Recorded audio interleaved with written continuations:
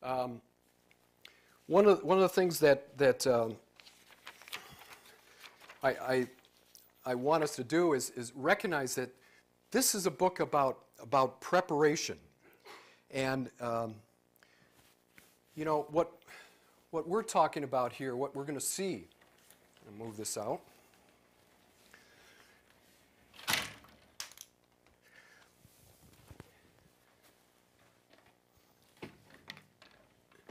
Is first this concept, preparation.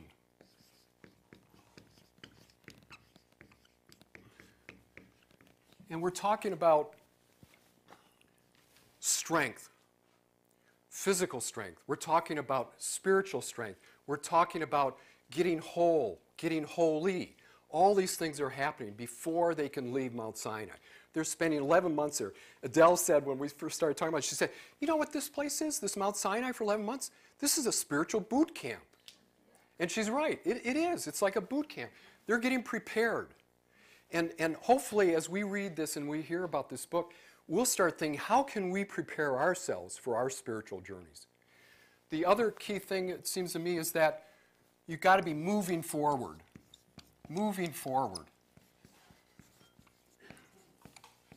This means being deliberate, deliberately moving forward, not waiting for something to happen, but moving so that you're part of that candle-lit circle of light, so that you are following God because you know He's guiding you. And then last here is this issue about trust and obedience. Oh my goodness. The Israelites teach us a lot about trust and obedience. So how do we, in our preparation, in our getting ready for a spiritual journey, how do we get trust and obedience? God's Word. Reading God's Word, studying it, doing what we're doing tonight, all together, coming together, trying to understand it better. All these things. And this is what we need to be mindful of. Now, what I want to do is very quickly hit those chapters 1 through 10, because Shauna's going to come up and start us with chapter 11. What a wonderful chapter. It's where the action starts. But chapters 1 through 10 is the issue about preparation. And first of all, I'm looking for my little eraser here.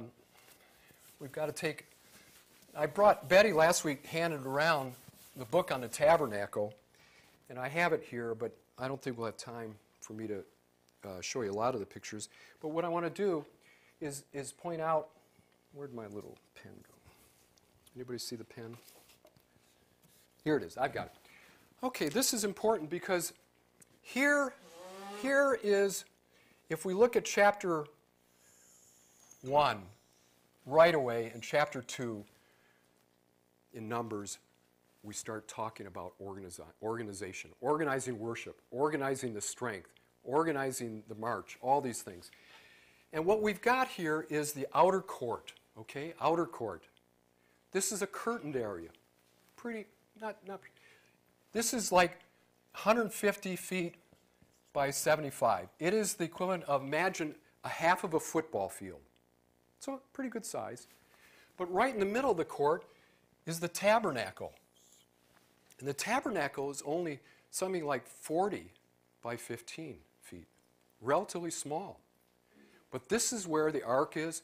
This is the center of, where God is presence is so close to the Holy of the Holies here and so forth. What's important here is that around here, and this is all set out in detail in the first 10 chapters, these are the Levites. They're posted around the outer court. And then around that, there are 3 tribes on each side. Each side.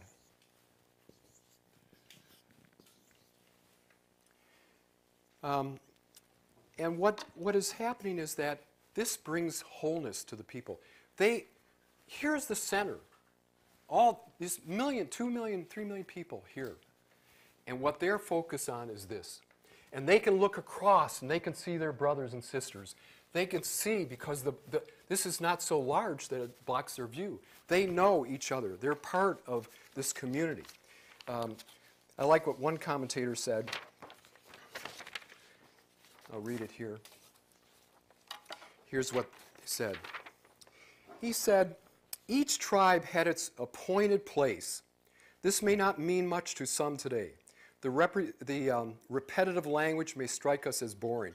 But if we could read this through the ancient Hebrew eyes, we would capture something of the joy these words communicate. The joy of knowing the relation of individual to tribe, each tribe to the whole, and the whole nation to the Lord who was in their midst. Now, just a couple quick things and I'll move on here.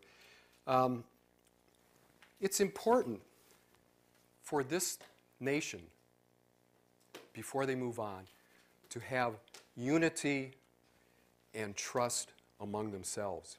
And so chapter 5 is about how they purified themselves. So for example, any diseases, they have to go outside the camp area and get cured. Restitution, not only forgive, but actually make the person whole is required. And there's even a process for dealing with marital jealousy and discord, how to solve those kind of problems. So this is what they're trying to do, is create a community where there is harmony and so forth. And it makes sense, doesn't it? If they're going to serve God, if they're going to go out and serve God and be part of His purpose, then they have to come with pure hearts, and they have to have trusting, meaningful, good relationships with one another. And that's what they train to do.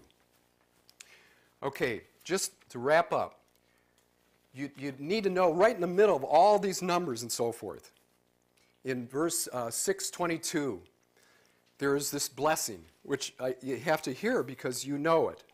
And the blessing is, and I'll read, you've got it there in the Jerusalem, but I'll read it because it's almost more familiar in the NIV. The Lord bless you and keep you. The Lord make His face shine upon you and be gracious to you. The Lord turn His face toward you and give you peace. That's known as Aaron's blessing. And it's one of the great blessings in the Bible. And it's right there in the middle of the preparation. So meaningful. When it's time to go, and we are now in chapter 10, we're about ready to go into chapter 11. The Shekinah cloud, which is this, again, a theophany, God in a physical presence. The cloud leads the camp. When the cloud moves, they break off. They have a certain way to go. And right in front is the cloud, the Ark of the Covenant, Aaron and Moses. They lead the way. Then the troops, and right in the middle of all these 12 tribes is the tabernacle. That's where God is, in the middle of them. So the cloud is real important. And if you want to read it, it's in chapter 9:15. It's probably more than anywhere else in the Bible. I'm told that's where the cloud is described. But now it's time to leave. And they're ready to go. They've trained. They've done what they can. They're pure.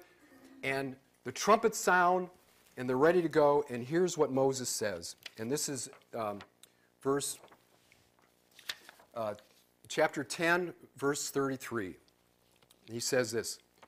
They set out from the mountain of Yahweh, that's Mount Sinai, and journeyed.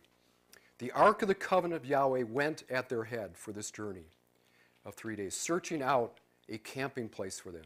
You can imagine, 3 million people, not an easy thing. In the daytime, the cloud of Yahweh was over them whenever they left camp. And as the ark set out, Moses would say, and here's what he says at the end of chapter 10.